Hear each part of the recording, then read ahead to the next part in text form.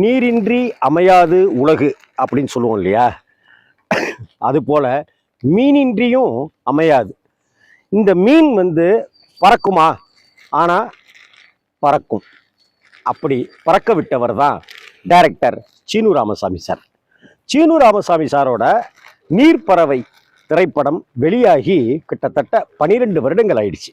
2012 வந்த அந்த திரைப்படம் இப்போ 2024. நீர்ப்பறவை எந்த விதமான தாக்கத்தை எனக்குள்ளார ஏற்படுத்துச்சு அப்படிங்கிறத மீனோடு சேர்ந்து சொன்னாதானே அது ஒரு சந்தோஷம், ஒரு மனசுக்கு ஒரு ஆத்ம திருப்தி அப்படின்னு இருக்கும் இல்லையா? வாழ்க்கையில் இவருடைய வாழ்க்கையை நம்ம வாழ்ந்து பார்க்கணும், இவங்களுடைய வாழ்க்கையை நம்ம வாழ்ந்து பார்க்கணும் அப்படின்னு ஆசைப்படுவோம்.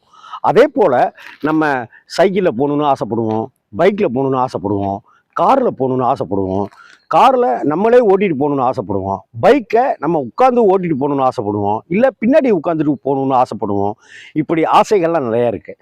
அதே போல் கடல் பார்ப்பதுங்கிறது ஒரு தனி சந்தோஷம். கடல் பார்க்க இங்கே எத்தனை தடவை போனாலும் அழுக்கவே அழுக்காது. அதே போல் கடலில் கப்பலில் போகிற சுகம்ங்கிறது அது ஒரு தனி சந்தோஷமான ஒரு பயம் கலந்த சந்தோஷம் அது இல்லையா? ஆனால் இவங்களை போல வாழணும், இவங்களை போல செய்யணும் அப்படின்ட்டுலாம் நினைக்கிறோமே, ஒரு மீனவரை போல ஒரு நாள் கடலில் நம்மளால் வாழ்ந்துட்டு வர முடியுமா? அப்படி நம்ம ஆசைப்படுறதே இல்லை. ஆனால் அப்படி ஒரு மீனவ வாழ்க்கையை, கடலோர மக்களுடைய அந்த வலி மிகுந்த வாழ்க்கையை நமக்கு சொன்னவர் தான் சீனு ராமசாமி. சொன்னது தான் நீர்ப்பறவை திரைப்படம். இந்த திரைப்படத்தை பொறுத்த வரைக்கும் என்ன சொல்ல வந்திருப்பார் அப்படின்னாக்க, ஒரு கடலோர கிராமம். அந்த கடலோர கிராமத்தில் மீனையும் அந்த கடலையும் நம்பி வாழ்கிற மக்கள். அப்படி வாழ்ந்துட்டு இருக்கிற மக்களை நம்ம தமிழக கடலோர பகுதிகளில் எல்லா இடங்கள்லையுமே பார்க்கலாம். நமக்கெல்லாம் செய்தி படிக்கிற பழக்கம் உண்டு, பேப்பர் வாங்கி படிக்கிற பழக்கம் உண்டு, அல்லது பேப்பர் படிக்கிற பழக்கம் உண்டு. செய்திகளை இப்போ பார்க்க ஆரம்பிச்சிட்டோம், நியூஸ். ஆனால் அந்த 12-15 பக்க பேப்பரில் நம்மளை தினமும் ஒரு செய்தி பார்த்துக்கிட்டே இருப்போம். அதை அப்படிங்கிறதுக்குள்ளார கடந்து போயிட்டே இருப்போம். என்னடானாக்கா, கடலுக்கு சென்ற மீனவர்களை காணவில்லை, கடலோர மீனவர்களுக்கு எச்சரிக்கை, புயல் சின்னம் அறிவிப்பு, மீனவர்கள் படகை எடுத்துக்கொண்டு கடலுக்குள் செல்லக்கூடாது, அப்போ பூவாவுக்கு வழி, இந்த மாதிரி பல கேள்விகள் அதற்குள்ளாரெல்லாம் இருக்கும். எல்லையை தாண்டிட்டதுனால அங்கே இருக்கிற வந்த மீனவர்களை இலங்கை கடற்படையினர் பிடிச்சிட்டாங்க, இலங்கை கடற்படையினர் படகை பறிமுதல் செய்துட்டாங்க, இலங்கை கடற்படையினர் தமிழக மீனவர்களை அங்கே கைதியாக்கிட்டாங்க. இப்படின்ற வர்ற செய்திகளுக்கு நாம் மனசை தொட்டு சொன்னாக்க முக்கியத்துவம் கொடுக்குறோமா? கொடுக்கறதே இல்லை. அப்படியெல்லாம் கூர்ந்து பார்க்க வைக்கிற வகையில தான் சீனு ராமசாமி சார் தனக்கே உண்டான மனிதத்தோட அந்த ததும்பி நிற்கிற அந்த நீர் பசையோட இருக்கிற தன்னுடைய மனசோட இந்த படைப்பை நமக்கு தந்திருக்கார். இந்த கதை என்ன சொல்லுது அப்படின்னா, நந்திதா தாஸ், அந்த நந்திதா தாஸ் கடல்ல காத்துட்டு இருக்கிற ஒரு விஷயம். இங்க பூ ராமு அப்படிங்கிற கதாபாத்திரம். பூ ராமு கடலுக்கு மீன் பிடிக்க போகும்போது அங்கே ஒரு பையனை பார்க்கிறாரு. அந்த பையன் அப்பா அம்மாவை எல்லாத்தையும் அந்த கடற்படையினரால் இழந்துட்டு மயங்கி கிடக்கிறான். அந்த பையனை தூக்கிக்கிட்டு தான் வீட்டுக்கு வர்றாரு. அப்படி வீட்டுக்கு தன் பையனாவே வளர்க்கிறாரு. அந்த பையன் வாலிப பருவத்தில் எல்லா வாழ்க்கையிலையும் ஒரு சறுக்கல் ஏற்படும் இல்லையா? அப்படியான ஒரு சறுக்கல் அவனை ஒரு குடிகாரனா ஆக்குது. குடி போதையிலேயே இருக்கான் எப்போதுமே. அந்த ஊரில் சாராயம் விற்கிறவங்களா வடிவுக்கரசி அம்மா இருக்காங்க. சாராயம் குடிக்கிறது, சுத்துறது, போகிறது, வர்றதுங்கிற வாழ்க்கையை தாண்டி வேற எதுவுமே இல்லாத ஒருத்தங்கிட்ட கடவுள் கருணை காட்டுவாரா?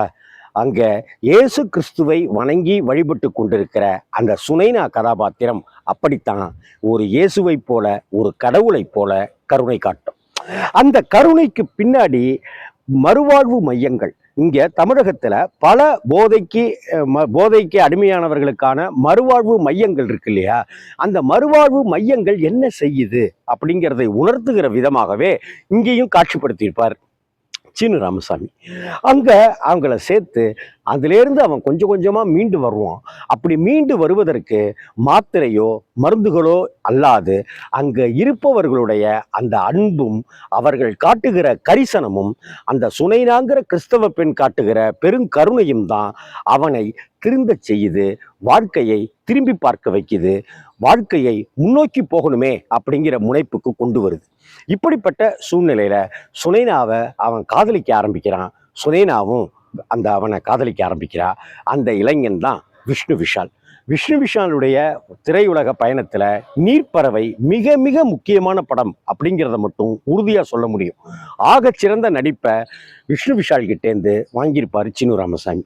அதே போல சுனைனா அப்படிங்கிற ஒரு யதார்த்தமான அழகி, பேரழகின்னு கூட கிடையாது, யதார்த்தமான அழகிய இந்த சினிமா இன்னும் ஏன் பயன்படுத்தலை அப்படிங்கிறது கேள்விக்குறிதான். அந்த சுனைனாவும் விஷ்ணு விஷாலும் வாழ்ந்து கொண்டிருக்க அங்க தனக்கு ஒரு ஆசை அந்த இளைஞனுக்கு ஏற்படும். ஒரு படகு வாங்கணும், அந்த படகு அப்பா பேரை எழுதணும், அப்படி அப்பா பேரை எழுதி அந்த கடல்ல போய் மீன் பிடிச்சிட்டு வரணும் அப்படின்னு உழைக்க தயாராகும். ஆனா அப்படி உழைக்க தயாராபவர்களுக்கும் முன்னேறி செல்லணும்னு நினைக்கிறவர்களுக்கும் இங்க காலம் உடனே கை நீட்டி எல்லாத்தையும் கருணையோடு அள்ளி கொடுத்துருமா? அப்படி அள்ளி கொடுக்காம முட்டுக்கட்ட போகணும். இவன் இந்த ஆளு வளர்த்ததுனாலதான் ஏன் நம்ம ஊர்ல இருக்கான், இவன் வேற ஊர்ல பிறந்தவன், வேற எங்கேயோ பிறந்தவன், இவன் நம்ம கடல் கரையில நின்றுட்டு படகு வைக்க கூடாது, இங்க மீன் பிடிக்க கூடாது, அப்படி இப்படின்னு 1008 குற்றச்சாட்டுகள், 1008 உதாசீனங்கள் அங்க நடந்துட்டு இருக்கும். இதை அடுத்து பார்த்தீங்க அப்படின்னு சொன்னாக்க சமுத்திரக்கனி ஒரு இஸ்லாமிய கதாபாத்திரம். அந்த சமுத்திரக்கனி, தம்பி நீ ஆசைப்பட்டபடி படகு நான் தயாரித்து தரேன், உங்கள் அப்பா பேரை போட்டு நீ படகு ஓட்டி பொழைச்சிக்க, காசு கொஞ்சம் கொஞ்சமாக கொடு அப்படின்னு அங்கே கருணை காட்டப்படும். அந்த கருணை இங்கே தான் கடவுளுடைய கருணை. கடவுள் என்ன, பாசமுள்ள நெஞ்சினிலே கடவுள் வாழ்கிறார் இல்லையா? அது மாதிரி பல கருணை உள்ள நெஞ்சங்களில் கோவில் கொள்கிறார் அப்படிங்கிற மாதிரி அந்த கிறிஸ்தவ பெண் கதாபாத்திரத்தில் சுனைனா மட்டுமே பார்க்கறதுக்கு கிறிஸ்டினா தெரிய மாட்டாங்கங்க. அந்த கிராமத்தில் கிறிஸ்தவர்கள் நிறைய பேரை பார்த்தீங்கன்னாக்க ஒரு சைக்கிள் வச்சுருப்பாங்க, சைக்கிளுக்கு முன்னாடி ஒரு கூடை ஒன்று வச்சுருப்பாங்க. அந்த கூடையில் தான் பைபிள் புஸ்தகங்கள் அப்படிலாம் எடுத்துகிட்டு போவாங்க. அதே போலவே ஒரு சைக்கிளையே ஒரு கதாபாத்திரமாக சீனு ராமசாமி பண்ணியிருக்கிறத நான் ரொம்ப ரசித்தேன். அதே போல சுனைனாவுக்கு உண்டான ஆடை வடிவமைப்பு கூட ஒரு கிறிஸ்தவ பெண்ணுக்கான ஒரு ஆடையாகவும், அங்கே இருக்கிற விஷ்ணு விஷால், வடிவுக்கரசி, பூ ராமு, சமுத்திரக்கனி, தம்பி ராமையா, அனுபமா, இப்படியான அவர்களுடைய கதாபாத்திரங்களுக்கு உண்டான ஆடை வடிவமைப்புகளோட கடலோரத்தில் வாழ்ந்துகிட்டு இருக்கிறவங்களுடைய விஷயமாகவும் இருக்கும். ஒரு கட்டத்தில் இனி நான் குடிக்கவே மாட்டேன்னு விஷ்ணு விஷால் சொல்கிறாரு. ஒரு கட்டத்தில் இனி நான் சாராயம் விற்கவே மாட்டேன்னு வடிவுக்கரசி அம்மா சொல்கிறாங்க. ஒரு கட்டத்தில் நான் படகு தயாரித்து தரேன், நீ மீன் சம்பாதிச்சு மீன் பிடிச்சி பொழைச்சிக்க அப்படின்னு சமுத்திரக்கனி சொல்கிறாரு. பொதுவாகவே சீனு ராமசாமியினுடைய படங்களை எல்லாத்தையும் எடுத்துக்கிட்டு ஒரு ஆய்வு பண்ணினோம் அப்படின்னு சொன்னாக்க நமக்கு தெரியும், மனிதம் தான் இங்கே சாஸ்வதமானது, கருணை தான் இங்கே உண்மையானது, அன்புக்கு மிஞ்சியது இந்த உலகத்தில் எதுவுமே இல்லைங்கிறத தொடர்ந்து தன்னுடைய படங்களில் வலியுறுத்திட்டே வருவார்னு ஒரு ஆய்வு பண்ணி பார்த்தாக்க தெரியும். இப்படிப்பட்ட ஒரு சூழ்நிலையில் கடலுக்கு மீன்பிடிக்க சென்ற விஷ்ணு விஷால் இன்னும் வரல. சுனைனா என்ன ஆனாங்க, பூ ராமு தேடிக்கிட்டே இருக்காரு. கடைசியில் என்ன நடந்துச்சு, நந்திதா தாஸ் யாருக்காக கடலோரத்தில் காத்துட்டு இருக்காங்க, இப்படியான கேள்விகளுக்கு ஒரு கட்டத்தில் முடிச்சை அவிழ்த்து இருக்கிறது தான் படத்தினுடைய ஸ்கிரிப்டினுடைய பலம். அந்த சுனைனா தான் பால்யத்தில் சுனைனாவாகவும் இளம்பருவத்தில் சுனைனாவாகவும் பிறகு நந்திதா தாஸாகவும் இருக்கிறார் அப்படின்னு தெரிய வரும். அப்படி நந்திதா தாஸ் இருக்கும்போது தெரிய வரும்போது அடுத்த அதிர்ச்சி ஒன்று காத்திருக்கும். அப்படி எப்பயோ ஒரு கடலில் மீன் பிடிக்க போன விஷ்ணு விஷால் இறந்து விட, அன்னைக்கு சின்ன பையனா இருந்த அந்த பையனை தன்னுடைய மகனாகவே எடுத்து வளர்த்து வந்த பூராமு அங்க நடு கடல்ல செத்து கிடக்கிறவனை அங்க தூக்கிட்டு வீட்டில் வைக்கிறாங்க. கடைசியில இங்க வீட்டில் தானே வாழ்ந்தான், இங்கேயே அவனை புதைச்சிருவோம் அப்படின்னு புதைக்கிறாங்க. இப்படி புதைத்த விவகாரம் கோர்ட்டு வரைக்க போகுது. போலீஸ்க்கு தெரிஞ்சு இந்த விஷயம் கோர்ட்டு வரைக்க போகுது. அப்ப நந்திதாஸ் கிட்ட கேட்கிற கேள்விகள் என்ன, நந்திதாஸ் சட்டத்திடமும் காவல்துறையிடமும் இந்த சமூகத்திடமும் வைக்கிற கேள்விகள் என்ன, அதுதான் இந்த நீர்ப்பறவை கொடுக்கிற விஷயங்கள், தொடுத்து தந்திருக்கிற விஷயங்கள். ஒரு மீனை போல எந்த ஆர்ப்பாட்டமோ இல்லாமல் ஒரு சலனமே இல்லாமல் மெல்ல அசைந்து கொண்டிருக்கிற ஒரு தண்ணீரை போல, அப்படியான ஒரு தெளிந்த நீரோடை மாதிரி ஒரு ஸ்கிரிப்ட் தான் இந்த படத்தினுடைய மிகப்பெரிய பலம். அப்படித்தான் இந்த படைப்பை தந்திருப்பார் கவிதையை போல சீனு ராமசாமி சார்.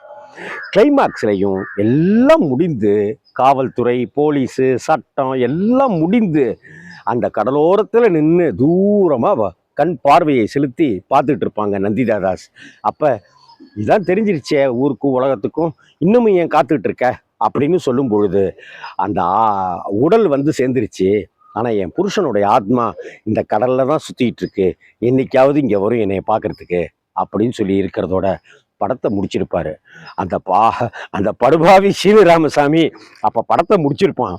நம்மளால தான் தேட்டரை விட்டு எந்திரிக்க மனசே வராம கனத்த மனசோட அப்படியே நம்ம வருவோம். ஒரு படகு தண்ணியில அப்படி கட்டப்பட்டு நின்றுட்டு இருந்தாலும் கூட லேசான ஒரு ஆட்டம் ஆடும் இல்லையா, அது மாதிரி தான் நம்ம மனசை கட்டி போட்டு ஆட வச்சிருப்பாரு சீனு ராமசாமி. நீர்ப்பறவை அப்படிங்கிற தலைப்பே ஒரு கவிதைத்தனமானது. விஷ்ணு விஷால் நடிப்பு, வடிவுக்கரசி அம்மா நடிப்பு, அனுபமா நடிப்பு, தம்பிராமையாவோட கேரக்டர், சமுத்திரகனி நடிப்பு, ராமு வந்து அப்படியே வாழ்ந்திருப்பார். எல்லாருடைய கதாபாத்திரங்களும் தாண்டி நந்திதா தாஸ் தனித்துவத்தோட தன்னுடைய நடிப்பு பிரம்மாண்டத்தை ரொம்ப இயல்பாக காமிச்சிருப்பார். ரகுநந்தன், ஏன் தான் ரகுநந்தன் எல்லாம் பயன்படுத்தாமலே இந்த சினிமா இருக்குதோ தெரியல. அதே போல ஜெயமோகனுடைய பங்கு, அதையும் பாராட்டணும். இப்படி படம் நெடுக எல்லோருடைய ஒத்துழைப்பும், இன்னும் சொல்லப்போனால் பாலசுப்ரமணியத்துடைய அந்த ஒளிப்பதிவு அவ்வளவு நேர்த்தியாகவும் அழகாகவும் காட்சிப்படுத்தப்பட்டிருக்கும். கடலை பார்ப்பதாக இருக்கட்டும், படகுகளை பார்ப்பதாக இருக்கட்டும், மீன் வரிசையாக அடுக்கி வைக்கப்பட்டிருக்கிற மீன்களாக இருக்கட்டும், அந்த அந்த கடலோர கிராமத்தை அப்படியே கண்ணு முன்னாடி கொண்டு வந்திருக்கிற அந்த மொத்த டீமுக்கும் 12 ஆண்டுகள் கழித்தும் கூட நம்ம வாழ்த்துக்களை சொல்லலாம். முக்கியமாக அந்த நீர்ப்பறவைக்கு நன்றியை செலுத்துகிற விதமாக இந்த பொறியை ரிலாக்ஸ் வித் ராம்ஜி ரசிகர்கள் சார்பாகவும், என் இனிய அன்பு இயக்குனர், நண்பர், சகோதரர் சீனு ராமசாமி அவர்கள் சார்பாகவும் இந்த நீர்ப்பறவைகளுக்கு இந்த பொறியை நான் போடுறேன்.